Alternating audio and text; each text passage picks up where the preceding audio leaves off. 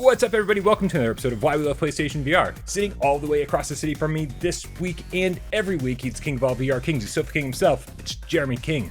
Oh man, Yes. There's so many good Alice in Wonderland quotes, and I didn't use any of them to introduce you. I'm sorry. Oh shit, that's true. You know what? You're right. I like everything. I never have anything prepared for you, except coming out of the dark haze of your screen right there, we can see your beautiful illuminating face and hands. It is Brian Hall. Let me as I come out of the dark haze. And every week on Why We Love PlayStation VR, we dip into the PSVR archive, we pull out a game at random, we play the crap out of it. We see if it's been given any love by developers, any updates, any patches, any DLC, and then we let you know, the loyal game cats, if it's worth your time. That being said, Jeremy, what game did we decide to play this week? This week, we did Down the Rabbit Hole. Down the Rabbit Hole by Cortopia Studios, makers of Wands, if anybody out there played that. Released May 1st, 2020 for $19.99. Just a heads up, patch 1.01, which came out since launch, added subtitles for a bunch of various languages, bug fixes, and actually added 2 additional save slots. So if you played this the first time and you're like, oh, I don't want to ruin my save game and so I can show my friend, you can now show your friend. Jeremy, what kind? God. Thank God. Now everyone can play Down the Rabbit Hole. Jeremy, what kind of game is Down the Rabbit Hole?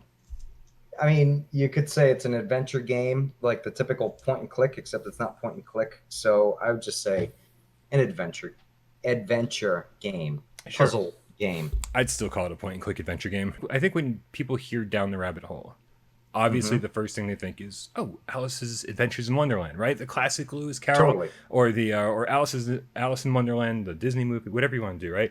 And they go, I love that stuff. And so how does this relate to that? Almost seems like entirely.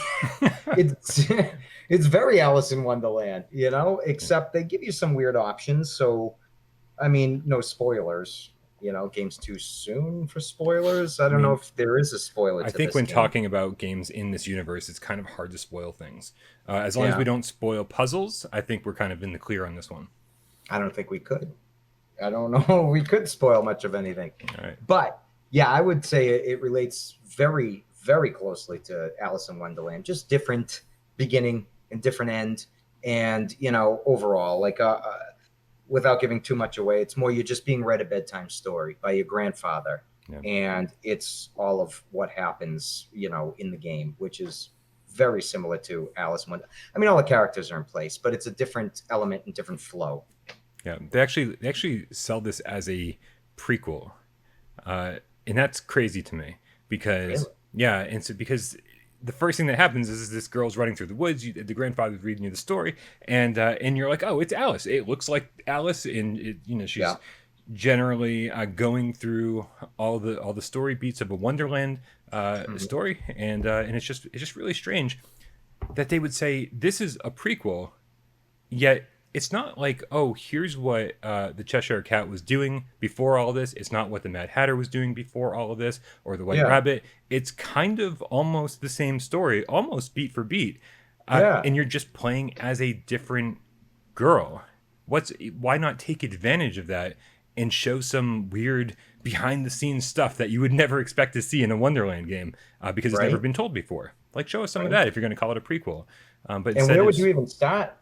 I mean, you're going to watch Alice, a prequel? What is she, 12 in the books, for God's sake? So you'd be watching the life of a 10-year-old. And then if you went and watched Wonderland, and watch what they did there, they wouldn't exist without Alice first experiencing. It's like a paradox, I get what you're saying. Instead, it gives you this nameless girl, and it does all these video game tropes like, oh, I don't remember things. Like, oh, let's try to remember things as we go. And so it does give you these kind of like meaningless options. And the first thing is like, oh, I'm chasing my pet. Oh, what kind of pet is it? And it's like, oh, it's and it gives you 3 options. Like, oh, my pet. Options. Peaches is either a lizard, a cat, or what? Turtle. Turtle. Yeah. Because I picked the turtle. That's what I picked. Nice. Of course you would.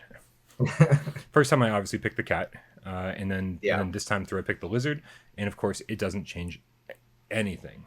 Right. Can I ask you, when they asked you your favorite color, I picked blue because it was blue, red, yellow, and I do choose blue.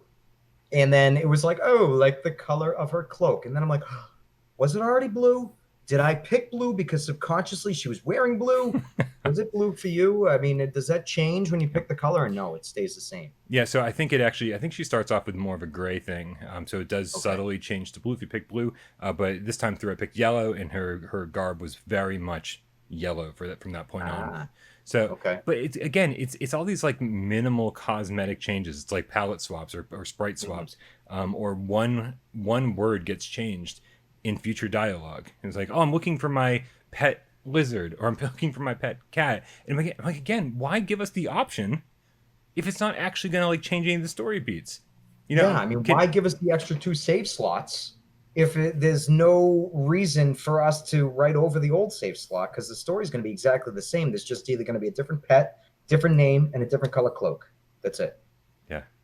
exactly, exactly. I think the only reason for the different save slot is if you hadn't finished the game yet, and like you've got a friend or relative who is also wanting to check out the game and they want to start Yeah. their own. Which They're which like, hurry up! It's been 18 minutes already. Will you finish the game so I can play? It's like, all right, just wait 45 minutes and I'll be done. But if you can't wait, they patched in an extra save file. You I, know? I have a feeling you have something to say about the length of this game. Yes, Using yes, my intuition, right.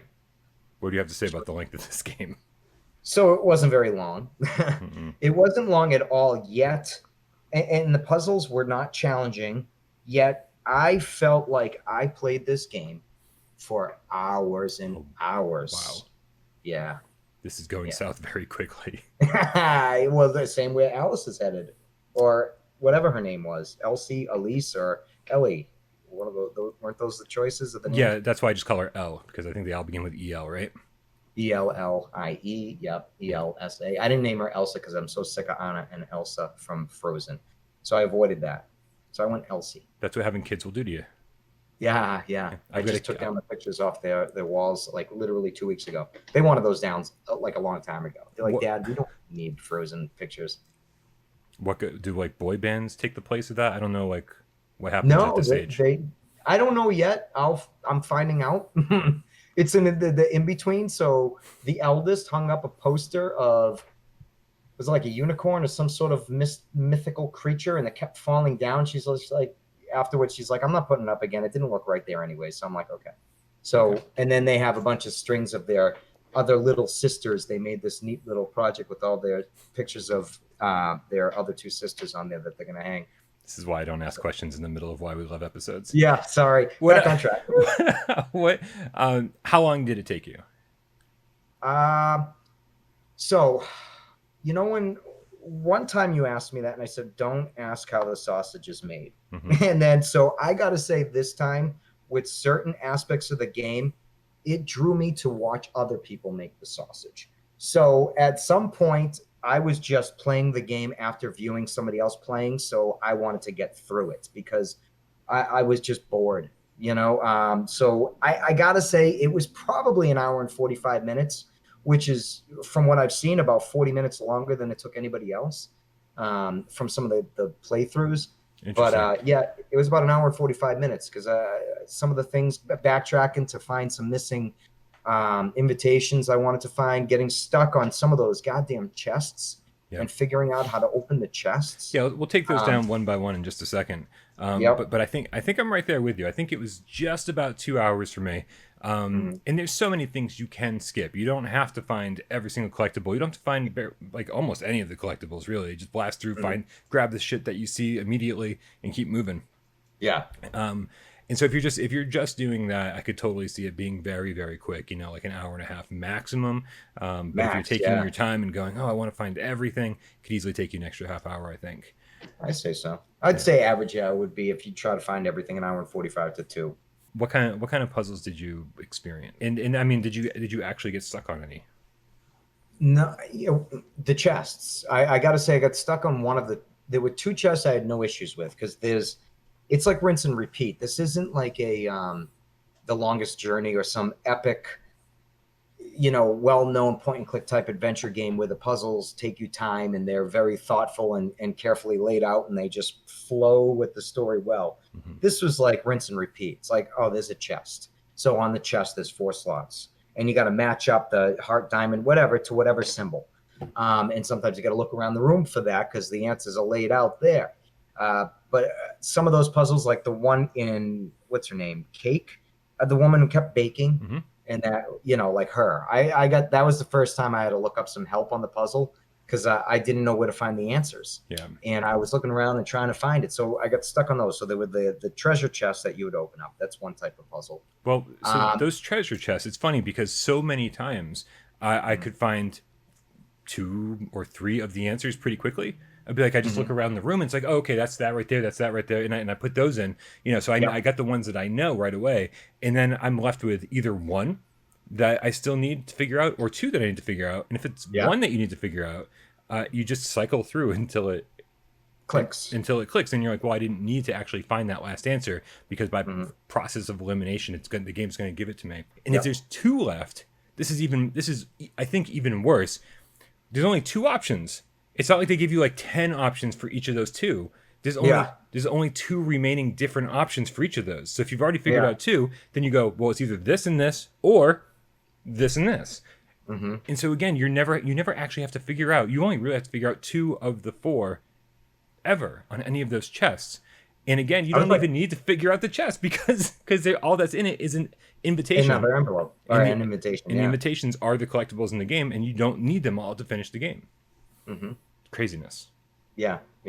I did actually enjoy finishing them, though. I did like going, man, I know that I've seen that rook somewhere. Where was that rook? Let me go backtrack a little bit and figure this out. So of all the puzzles, I think I enjoyed the treasure chest the most, to be honest with you.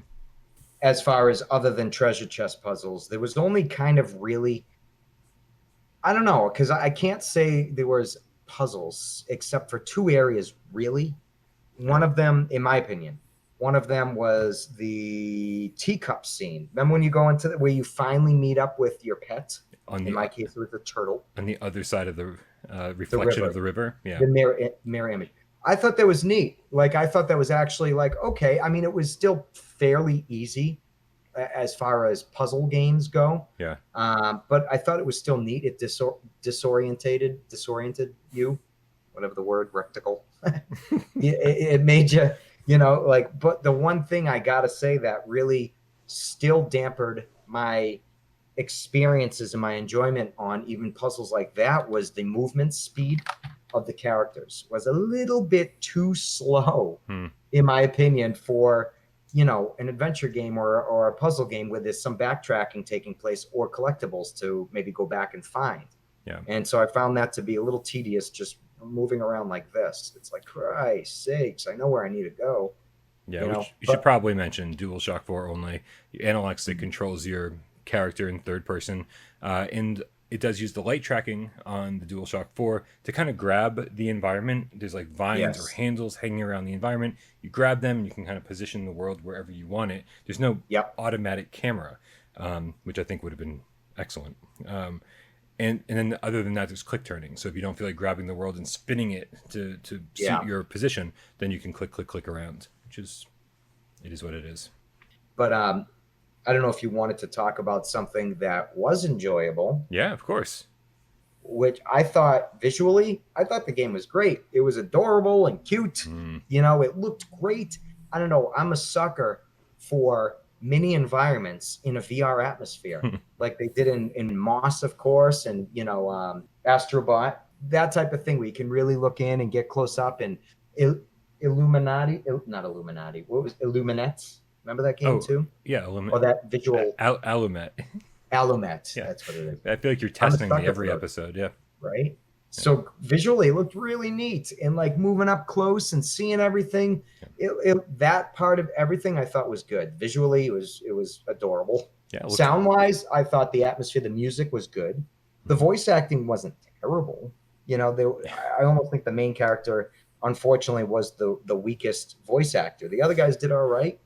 You know, I've seen worse, but it definitely, in my opinion, didn't like lessen it. I wish you could skip dialogue. That was another thing that you couldn't do. You had to listen to everything, you know, in the natural flow that they spoke. You couldn't just skip it, which I don't know about you, but sometimes after I read it, I like to skip it. Yeah, 100%. I agree with you. Yeah. I don't know how does this look on the OG, because on the Pro it's very crisp and very clear. Oh, looked great. Yeah, Yeah, looked good. awesome. Nice. Yeah, 100% agree with you on the art style. I do think that it felt like to me that they were running out of time when it came to later levels.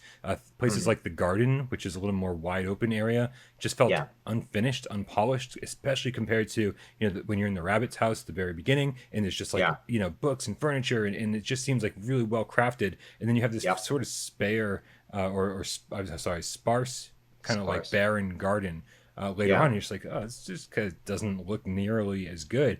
They redeemed themselves right after. I think when you go into the castle, yeah. The I cast was neat. that whole area looks really nice, but then Yeah, it just felt patchy from that point on. It was just like, oh, right. the beginning felt so polished, and then the It was end quick after didn't that seem. too, and you spent so much time in that courtyard Mm, with the really. Ugh, I wasn't a fan of that puzzle portion of I things. You wasn't know either. that was just tedious work that made it a real struggle to get through to the last 10 minutes of the goddamn game. Yeah, But yeah, I agree with you. It seemed like they put that in to slow you down to lengthen that game a bit. And then once you get past there, it looked great, but it was back to it was quick, quick, quick, yeah, easy stuff. You want a tart? There's a tart. Eat it. Hand movement, tickle, toe, foot. You know what I mean? Like all that kind of shit was easy, yeah, and you just made it to the party. yeah. And that's kind of it. Yeah. I'm going to guess you did not get all the invitations before you get to the end of the game. I actually did Oh, you did. because of yes, Oh, because they weren't a challenge, and there was only I don't remember how many. So when I started to watch somebody else play it, at a certain point, there was a couple of times they chiseled away at something to reveal one that I probably would have had to go back to find if I hadn't seen that. hmm. So I was able to get it right off the bat. Was that an early one? No, the early one I got on my own, the one that was in the Yeah. wall behind the thing. Yeah, I was Oh, like, good. oh, look at that. Because it's Yeah. funny, because I was doing that today, going, man, I wish there were more of these, and I never saw another one. I've never gotten all the invitations, and I'll tell you why. There's no Mhm. platinum trophy in this game. I was like, Oh, if really? you're gonna make me go back and search the entire game over for the Yeah. few missing collectibles, there better be a platinum trophy waiting for me, and there is Right. not. And so I said, you know what, you can suck it. Yeah, right. Yeah, Fuck you, Alice. yeah. Yeah. Um, I think that kind of, I actually think that kind of covers it. I I think it does. Yeah. All right, man. Well, what's our rating system? Let's rate this sucker. Let's do it. All Yeah. right. One's you got to get this game. You will pay extra because it is that great. You will pay double. You don't give a shit. You'll love it. Two, you'll pay normal price and you'll enjoy it. Maybe wait for sale even. you know. Or three, just save your money. Don't buy it. Buy something else. Buy your mother a plastic ring out of a vending machine. I don't give a shit. Whatever it might be, you'll have a better time. Throw your money away. Do that. So one, two, or three, Brian. You're going to throw your money away. You're going to pay discounted price or double retail price for I, this fucking title. I think there's probably only two games on the face of the planet that I would ever pay double for, and this is not one of them. Oh Um, yeah, yeah, I curious wouldn't. to hear. Sadly, I wouldn't actually pay full price for this either. So it's certainly not a one. Yeah, In calling it a two, I got to say it's going to be a week two, because getting through this and going through it again. Let me tell you about my first experience playing this game, and, let's th- hear and it. and I think this says a lot about me, and it says a lot about the game. It doesn't say a lot about either of us. I'll tell you that in advance. Um, one of the first puzzles you get to, the rabbit's like, "Oh, I don't know how to open this door because there's a clock here, and I don't know how to open the door, but you got to manipulate the clock to make it happen." And I was like, Yeah. "Oh, okay." And the game even tells you hit the right clock at the right time, Mm-hmm. and the clocks are in different configurations. Or one is in the shape of a diamond, one's in the shape of a club, spade, and heart. Of course, right? The whole Mm-hmm. game. That shit's everywhere.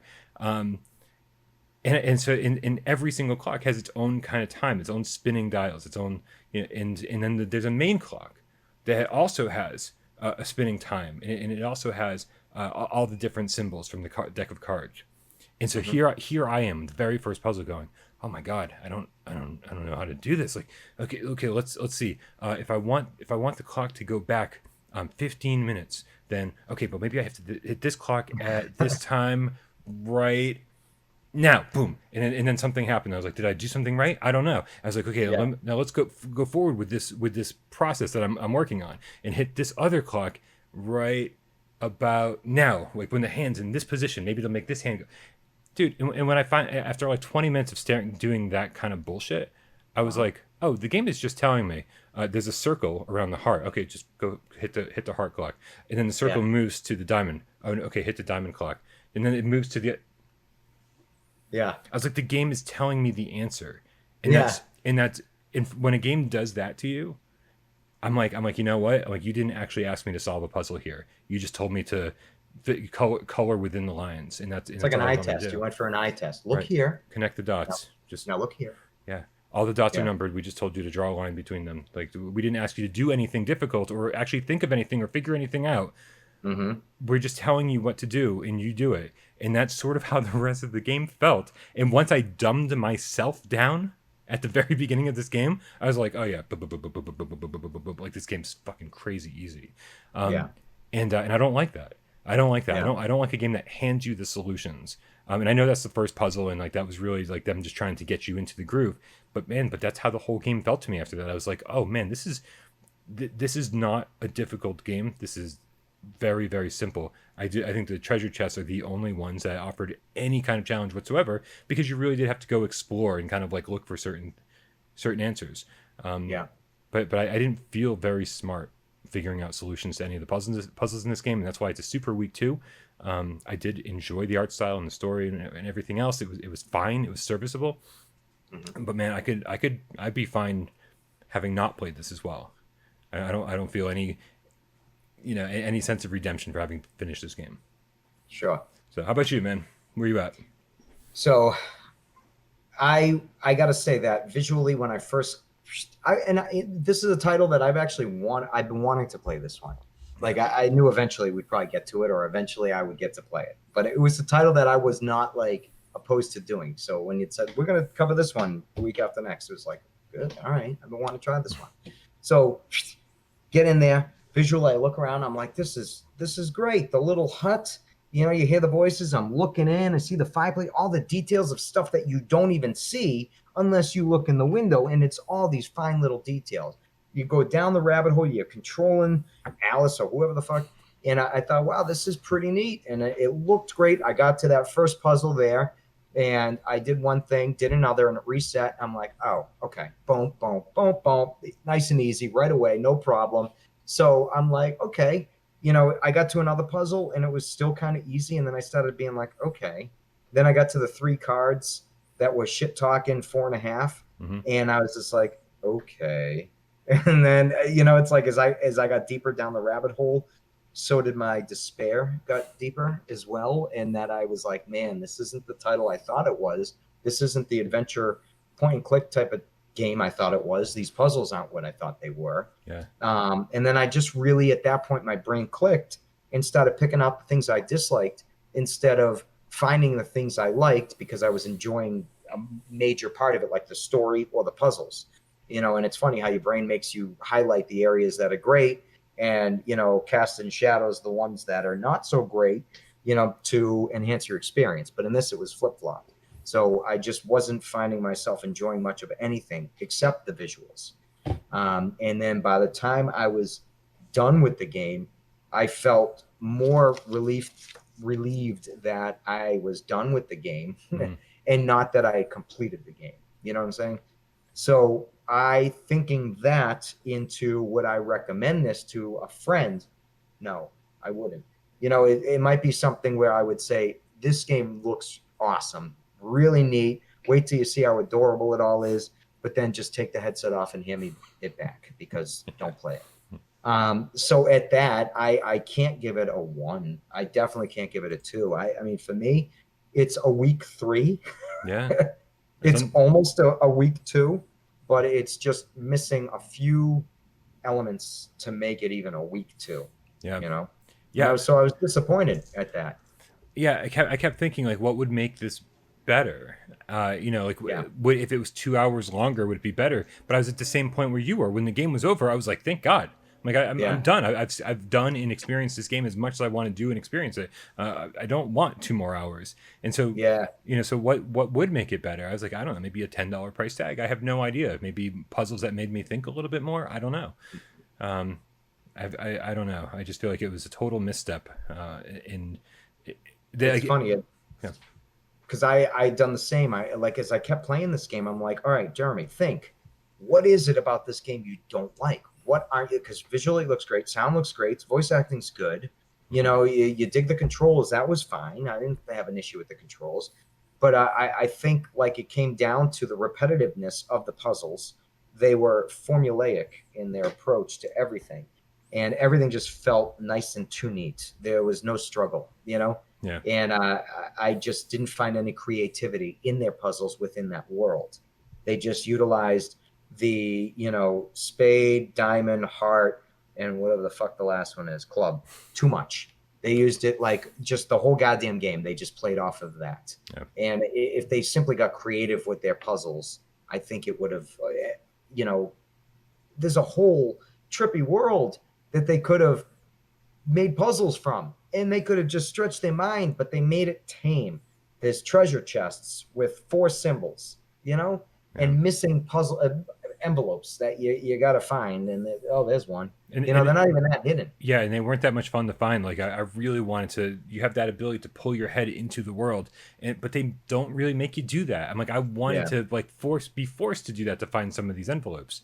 Mm-hmm. I mean, I'm still missing a couple, so maybe that's what I had to do. But I certainly that like on this portion of the wall, we would have to like go up and around. That would have been neat if they did something like that, but there was nothing like that. Nothing. And the fact is, it's like, you know, when you're dealing with an established IP like Alice in Wonderland, the characters have already been created for you. The worlds have already been created for you. Like half of the dialogue has already been, like the way the characters speak. I mean, basically, you know, you're taking something that's already established, and now, so the extra stuff, the stuff that they had to do, Cortopia had to do, it was the stuff that we were let down by.